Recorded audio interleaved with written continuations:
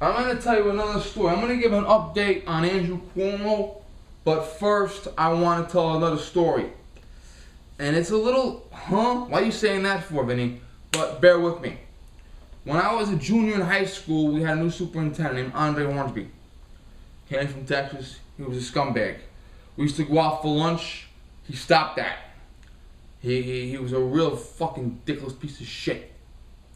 And he always had this higher than thou attitude. I have to be an example. I have to teach right from wrong. The students need a leader. The students can't make their own decisions. I have to make decisions for them. He was a real holier than thou motherfucker. When I was a senior, he implemented something called block scheduling. Now, when I was in high school, we had 9 42-minute periods. We had to take majors. My major was carpentry, and the major was 3 periods long. So you needed to have that extra 9th period instead of 8 periods like most people used to in America. Now, we had class every day. Like gym would be every other day. Your major would be 3 periods a day, but English is 42 minutes a day. History is 42 minutes a day. He did something called block scheduling, which means rather than have English every day for 42 minutes, you had it every other day for 90 minutes. So you would have English on Monday and Wednesday, history on Tuesday, Thursday for a doubled up period. Yeah. Lunch was supposed to be 30 minutes. That's required by law. Lunch was 28 minutes under this shit. Now another thing. If you have 9 42-minute periods straight through, seniors can do something. A lot of seniors, not me, but friends of mine, would have an incident where they failed the class over the past 3 years. So they would go to guidance and they would say to guidance, listen, I failed history in 10th grade and I need to take it to graduate. I will give up my lunch voluntarily if you give me that history class so I can take it and graduate. You have to have a lunch period required by law, but you can voluntarily give it up. So what my friends would do is they would voluntarily give up lunch period, have 9 straight periods without a lunch. We used to order food and have it shipped to the carpentry class, and we used to eat during carpentry during the lesson. We would sit down for our lesson, eat during the lesson, and then we would work. So that's what they would do. Our friends would call out for food, and they would catch up on their lunch at 7th period with us. Now under block scheduling, class is an hour and a half. Your major is every day though, but your major is every day. All the classes are every other day. Lunch 28 minutes. If lunch is 28 minutes and class is an hour and a half, you can't do it.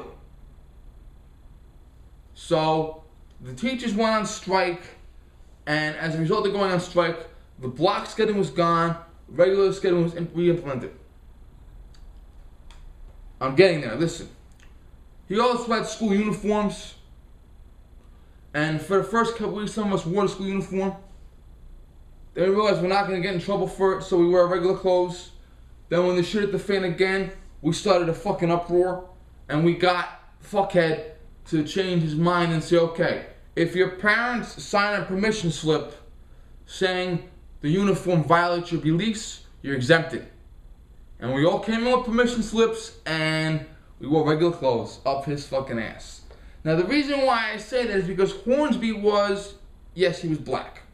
And black guys hated him, Spanish guys hated him, everybody hated him. He's a fucking scumbag. Hornsby was my first Cuomo.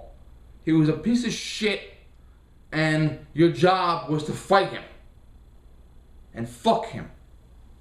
Now, in April of my senior year, Hornsby sent around a letter saying the next year, which I wouldn't be there for, you are going to have something called block scheduling. And he explained what block scheduling was as if it was unknown to us. The mayor, who's also not a bit nice guy, Republican, but I didn't like him. The mayor said, wait a minute, you signed the contract saying you don't want to do block scheduling anymore. The contract said the teachers would come back to work if you would abolish block scheduling. Now you're putting block scheduling back into effect. You violated the contract. You're fired. It was the straw that broke the camel's back.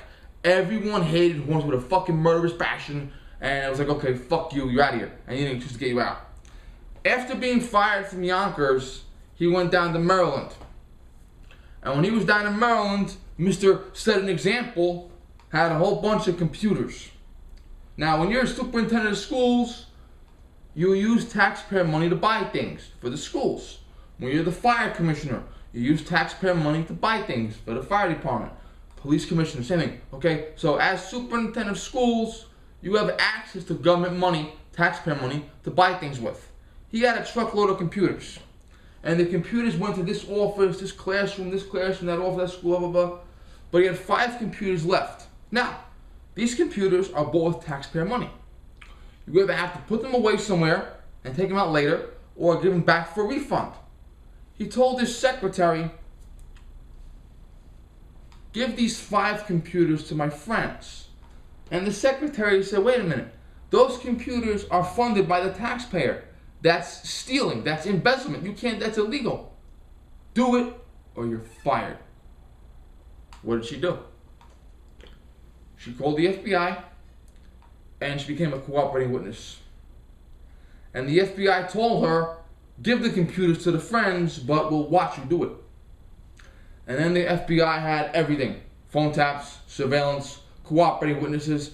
There's a video I'm going to put below. It's a woman and Hornsby in a hotel room, and they're discussing an illegal deal. And there's a surveillance camera. And it's one of those old, it's down below. Now, Hornsby, they had everything on this motherfucker.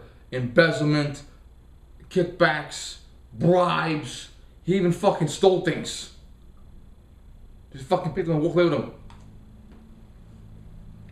And then he smelled the heat around the corner. And he started ordering documents to be destroyed. And then the feds got wind of that, and they tacked on willful destruction of evidence and obstructing justice. He was looking at 50 years in prison, but he ended up doing 4 years in federal prison. Andre J. Hornsby.